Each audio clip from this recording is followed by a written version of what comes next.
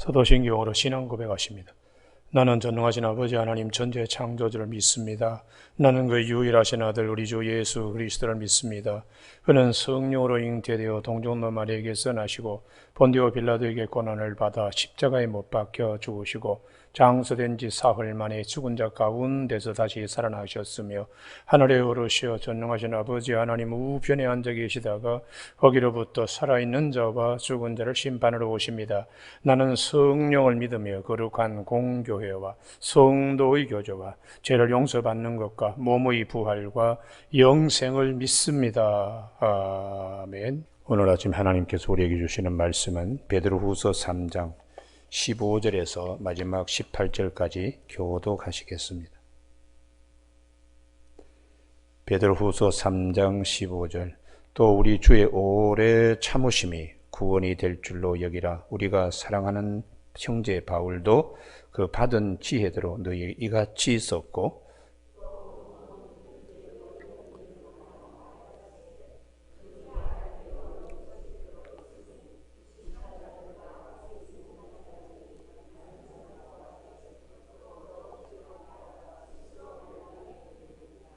그러므로 사랑하는 자들아 너희가 이것을 미리 알아선즉 무번자들의 미혹에 이끌려 너희가 굳센 데서 떨어질까 삼가라.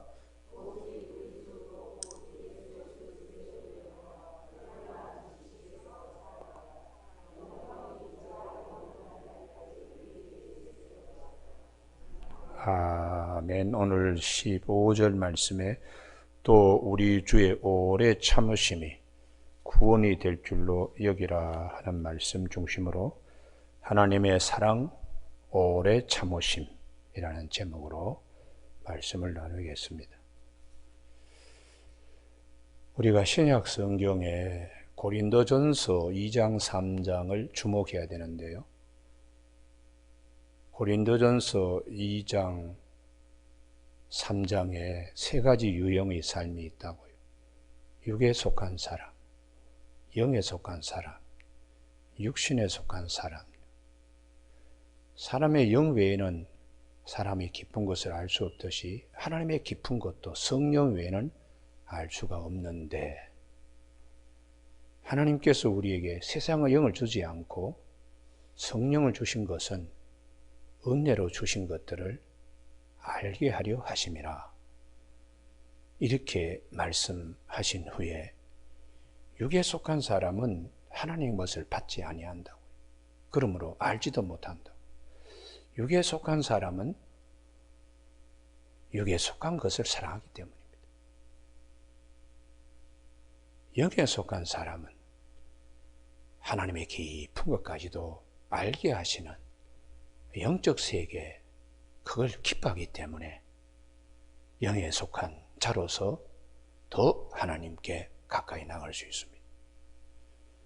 우리가 살아가는데 하늘에 속한 것을 사랑하느냐, 땅에 속한 것을 사랑하느냐, 이건 대단히 중요한 문제입니다. 하루하루는 몰라도 일생 그의 삶을 누적시켜서 볼 때에 이 사람은 썩어질 것만 사랑했구나. 이렇게 되면 이게 어느 날 하루아침에 갑자기 되는 게 아닙니다.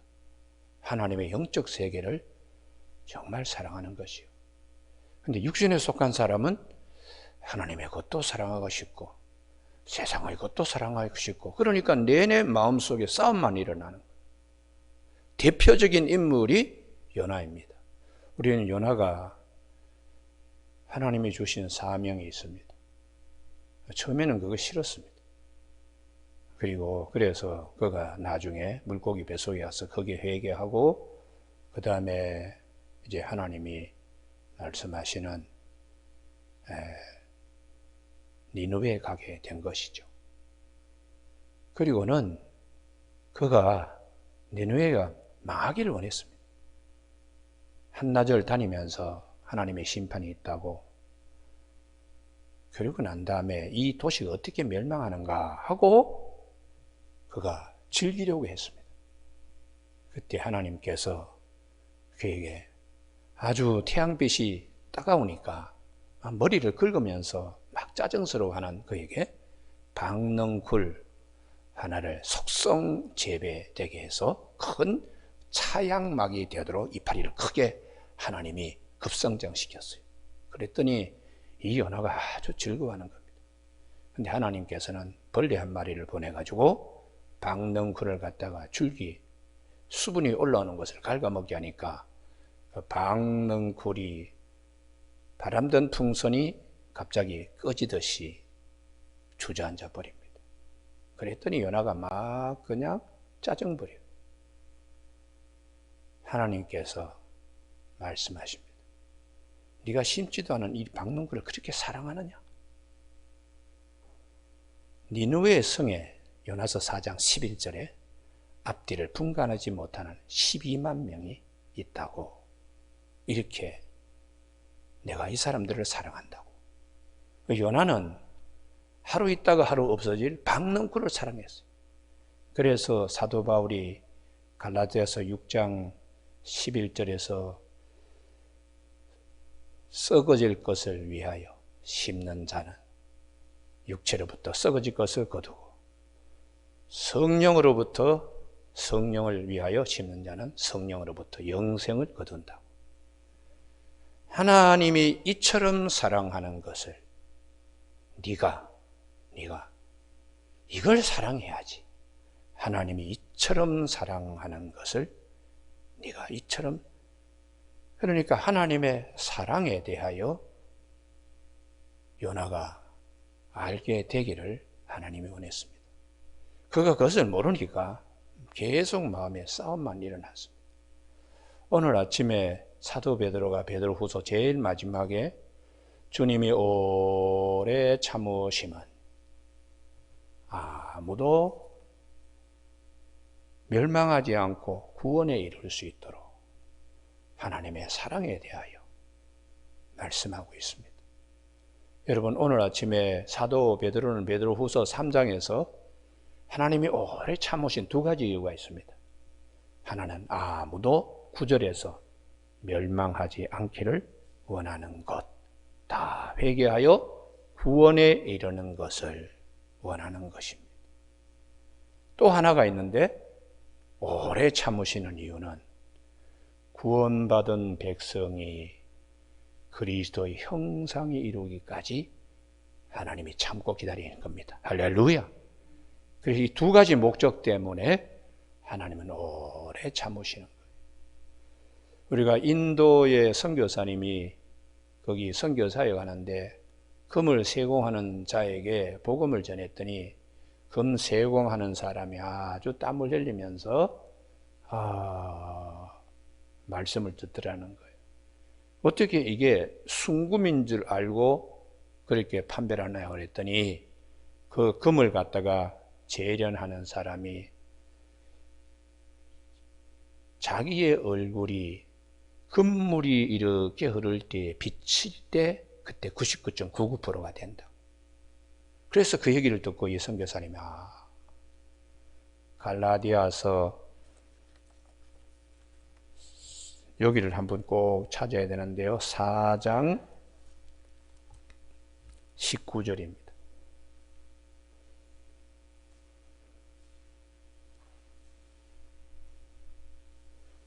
갈라디아 4장 19, 다 같이 읽으실까요? 시작. 나의 자녀들아, 너희 속에 그리스도의 형상을 이루기까지 다시 너희를 위하여 해산하는 수고를 하노니. 할렐루야. 정금이 되는 걸 어떻게 알 수가 있는가? 재련하는 사람이 자기 얼굴이 비칠 때에 99.99%가 됩니다. 사도 바울이 정말 하나님이 원하시는 성도, 그리스도의 형상이 거기에 이루어져야 된다는 거예요. 여러분, 그래서 사도 바울이 주님의 오래 참으심 두 가지 이유가 있습니다. 하나는 아무도 멸망하지 않고 다 끝에 가서 회개하기를 원하는 것입니다. 이것을 사도 바울도 알았습니다. 사도 바울 로마서 11장, 여기도 꼭 찾으셔야 돼요. 제가 그냥 쭉 하고 지나가면 한 번 듣고 잊어버립니다. 10번 들어도 또 잊어버려요.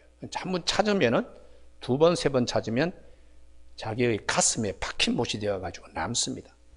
손이 벌써 압니다. 찾으면서. 눈이 벌써 압니다. 그리고 같이 합독하면 입이 압니다. 제가 말씀하기 때문에 귀가 압니다. 오감을 다 동원해가지고 찾아야 됩니다. 그래야지 자기 것이 됩니다. 로마서 11장 32절입니다. 하나님이 오래 참으시는 이유, 아무도 멸망치 않고 다 회개하여 돌아오기를. 로마서 11장 32절 같이 읽습니다. 시작. 하나님이 모든 사람을 순종하지 아니하는 가운데 가두어 두심은 모든 사람의 국률을 베풀려 하심이로다. 아멘. 왜 우리 이스라엘 사람들은 왜 복음을 받아들이지 않나? 이방인들은 다 받아들이고 그러는데 어떻게 하나님의 선민을 하고 유대인들은 이렇게 해방하나? 깨치는 겁니다. 제일 마지막에 이방인들이 예수 잘 믿는 거 보고 시기심이 생겨서 제일 나중에 이스라엘이 믿지 않을까? 하나님이 그렇게 오래 이방인들도 믿지 않도록 그렇게 하셨다가 한순간에 믿게 하신 것처럼 우리 동족도 그렇게 될 것이다. 이제 확장시켜서 아직도 세상에 불순종하는 사람들, 복음을 받아들이지 않고 있는 사람들, 하나님이 오래 참으심으로 그들도 다 언젠가는 돌아오게 하실 하나님의 사랑이라는 것이죠. 할렐루야. 그래서 우리가 예배소서 3장 16절에 우리의 속사람을 성령의 능력으로 강건하게 하옵시고, 그 다음에 하나님의 사랑의 높이와 깊이와 넓이와 길이를 깨달아. 할렐루야. 하나님의 사랑을 알아야 된다는 것이. 오늘 아침 우리 모두가 찬송가 304장 부른 것처럼 하늘을 두루마리 삼고 바다를 먹물 삼아도 하나님의 사랑을 우리가 다 기록할 수가 없다. 오래 참고 참으셔서 아무도 멸망치 않고 다 구원에 이르고, 구원받은 백성은 갈라디아 4장 19절에 그리스도의 형상이 이루어지기까지 애쓰고 노력하고 아기를 낳듯이 산모가 해산의 수고를 아끼지 아니하신다. 그래서 예수를 믿으면 다 천국 간다. 그거 우리가 아멘 할렐루야지만 천국 앞에 주님 앞에 설 때는 흠없고 점이 없는 무험한 사람으로 서기를 바라는 것입니다. 그래서 칼빈은 구원이 두 가지가 있다. 예수를 믿고 홍해바다를 걷는 것처럼 1차 구원이 있고, 요단강을 건너가서 가나안 땅에 심겨지는 2차 구원이 있는데, 2차 구원은 성화라고 칼빈은 그렇게 얘기합니다. 광야, 인생은 광야입니다. 이 광야에서 하나님의 말씀이, 그리스도 형상이 우리 안에 이루기까지 우리 스스로 해산의 수고를 해야 됩니다. 1차 인구조사에서 많은 사람이 홍해바다를 건넜습니다만 다 들어가지 못했습니다. 왜냐? 마음 정리가 그리스도 형상을 담기까지 노력하지 않았습니다.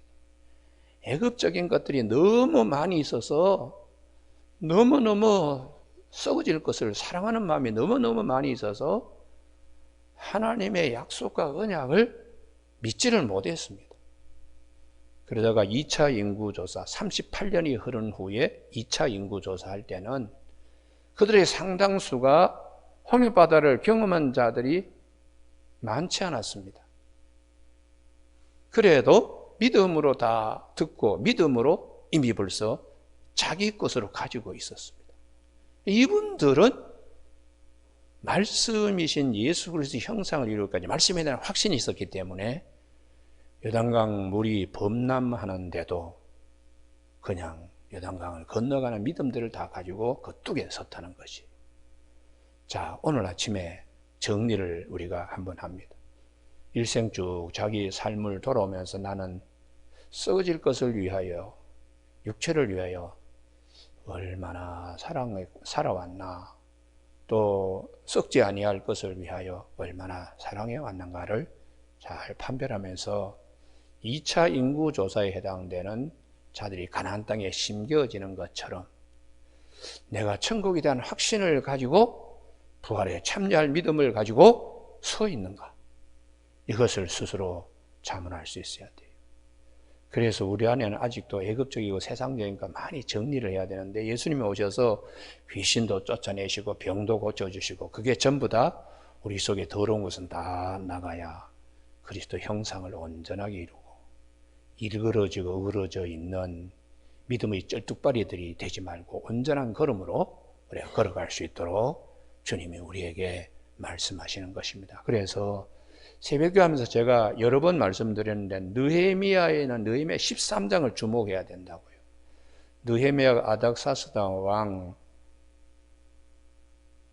20년에 총독으로 부임을 해가지고 12년 동안에 유대 땅의 총독으로 있었는데 32년이 되어서 불렀습니다. 왕이. 그래서 잠시 그 부름을 받아서 들어간 사이에 예루살렘에서 어떤 일이 있었나.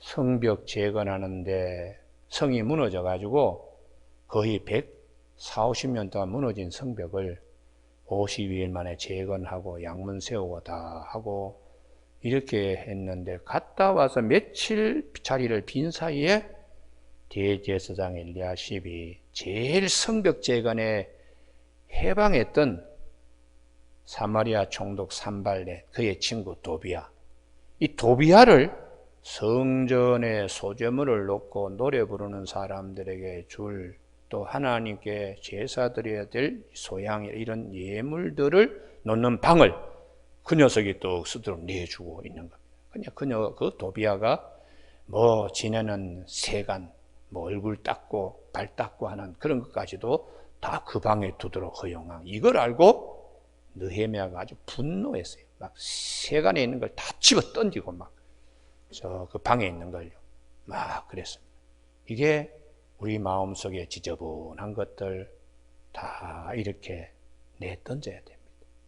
그리고는 다시 주의 것이 그 방에 들어와 있듯이 그리스도의 형상을 이루기까지, 이게 이제 사도 베드로, 사도 바울, 사도 요한이 우리에게 말씀하시는 거룩과 경건의 참 뜻을 알려주시는 거예요. 여러분, 오늘 아침에 우리 모두가 이 끊임없이 갈라디아서 육체의 소욕은 버려라, 육체의 이런 현장이 이런 것이다, 로마서에서도 예배서에서도 심지어 예배서 5장 3절이 하는 성도로서 쓸데없는 세상적인 언어, 그건 마땅치 않다, 뭐 이런 잔소리 같은 말씀을 많이 하시는 이유는 갈라디아 4장 19절에 그리스도의 형상을 이루기까지 제2의 성화, 출애굽해서 홍해바다 건너는 것으로는 온전하지 못하다. 요단강을 건너야 가나안 땅에 심겨지는 것입니다.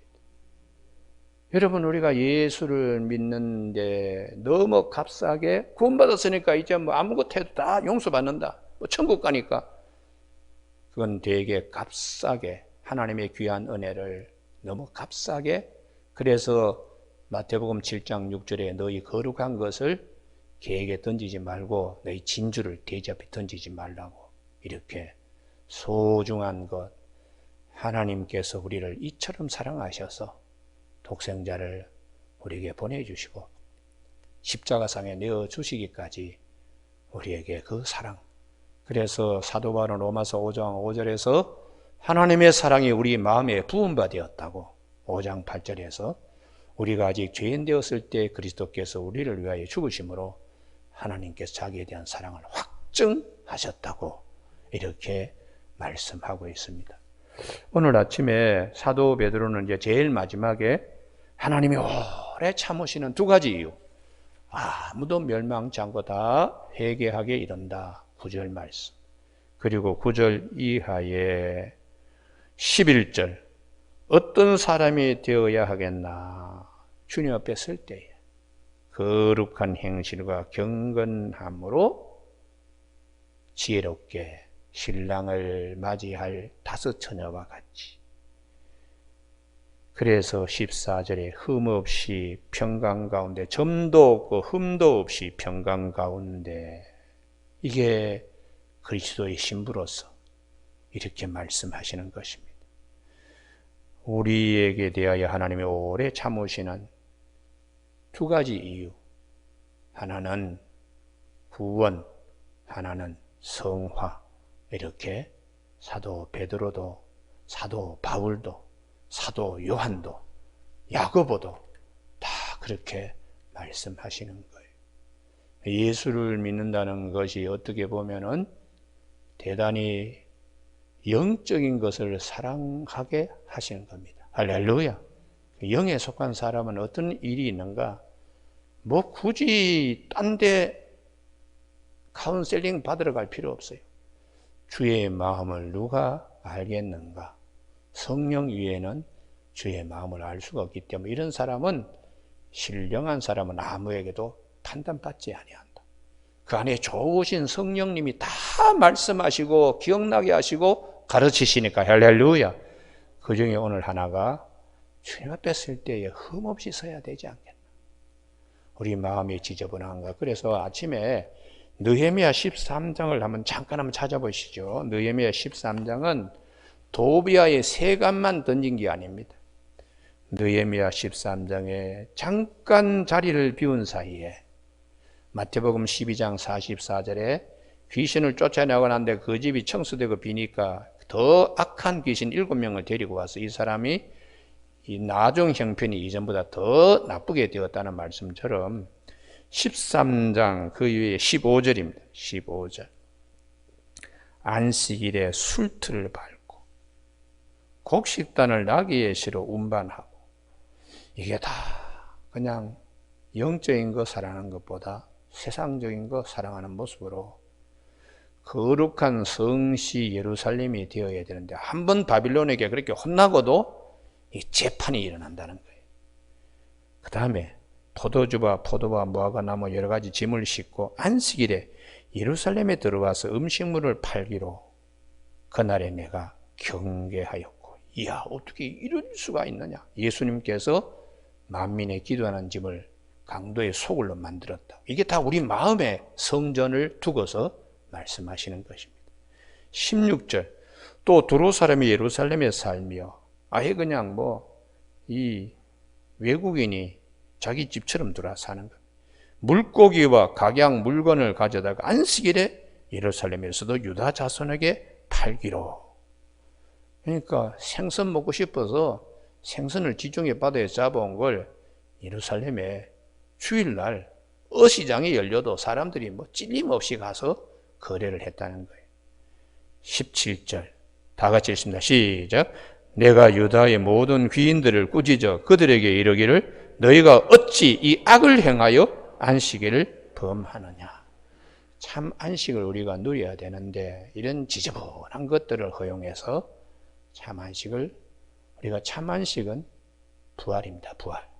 부활에 대한 은혜를 우리가 항상 마음에 새겨야 되는데, 걱정, 근심, 불신, 썩어져 갈 것들 너무 세상적인 지식으로 가득 차니까 참 안식에 이르기가 어렵죠. 죽었는데 어떻게 다시 살아나나? 죽은 사람이 살아나면 어떤 모양이 되느냐? 이런 수많은 많은 잡동사니 같은 질문들이 우리 안에 이렇게 어시장에 생선 팔듯이 우리 마음을 내어주면 안 된다는 거예요. 여러분, 오늘 아침에 우리 모두가 말씀으로 충만하길 바랍니다. 할렐루야. 그래서 무조건 부활이요 생명이 나를 믿는 자는 죽어도 살겠고 무릇 살아서 나를 믿는 자는 영원히 죽지 아니하리라 할 때 아멘 할렐루야. 그러면서 요단강을 건너가야 돼. 요단강을 건너가야 돼. 그래서 베드로후서 3장 16절 하나님의 말씀, 또 그 모든 편지에도 이런 일에 관하여 말하였을 때 구원과 성화에 관하여 그 중에 알기 어려운 것이 더러 있으니 무식한 자들은 굳세지 못한 자들이 다 다른 성경과 같이 그것 억지로 풀다가 영해를 해야 되는데, 성령의 조명을 받아서, 내적 조명을 받아서 성령의 감동을 받아 기록된 예언의 말씀을 성령을 통하여 이렇게 해야 되는데, 영에 속하지 아니하니까 엉뚱한 소리를 하는 거예요. 이스라엘 역사는 역사고 또 이건 이거다. 이스라엘 역사를 통해서 하나님이 모두 우리를 향하여 말씀하시는 것입니다.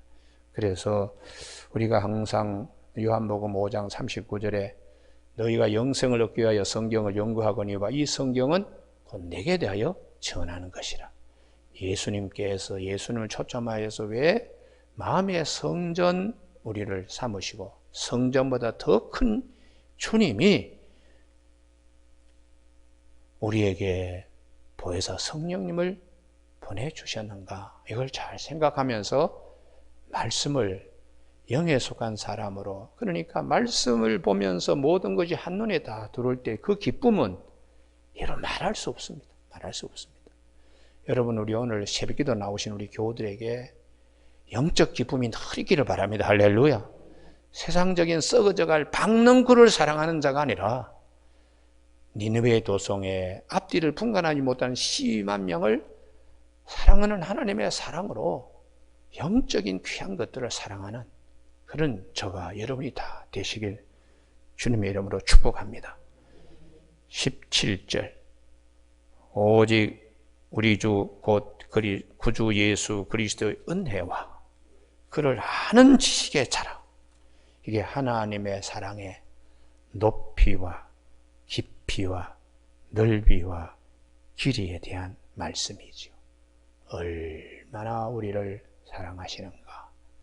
그렇게 우리 아침에 이 말씀을 잘 마음에 새기면서 영적 기쁨과 영적 귀한 열매가 있는 우리 모두가 되시길 주님의 이름으로 축복합니다. 기도하시겠습니다. 하나님 아버지, 세상의 것에 미혹당하여 주님이 주시는 거룩한 것들을 잃어버린 자들이 아니고 밭에 감추인 부활을 발견하고 진주를 발견하여 자기의 이전에 사랑하던 모든 것을 팔아서 그 영적 기쁨을, 하나님이 주시는 소중한 것들을 우리가 얻는 우리 모두가 되게 하여 주시길 원하오며, 하나님이 이처럼 오래 참으시면 아무도 멸망치 않고 회개할 뿐만 아니라 그리스도의 형상이 우리 가운데 온전히 이루어지도록 하기 위하여 오래 참으시는 하나님의 사랑을 깊이 아는 이 아침 되게 하여 주시길 원하오고 예수님 이름으로 기도드립니다. 아멘. 하늘에 계신 우리 아버지, 아버지의 이름을 거룩하게 하시며 아버지의 나라가 오게 하시며 아버지의 뜻이 하늘에서와 같이 땅에서도 이루어지게 하소서. 오늘 우리에게 이루어갈 양식을 주시고 우리가 우리에게 잘못한 사람을 용서하여 준 것 같이 우리 죄를 용서하여 주시고 우리를 시험에 빠지지 않게 하시고 악에서 구하소서. 나라와 권능과 영광이 영원히 아버지의 것입니다. 아멘.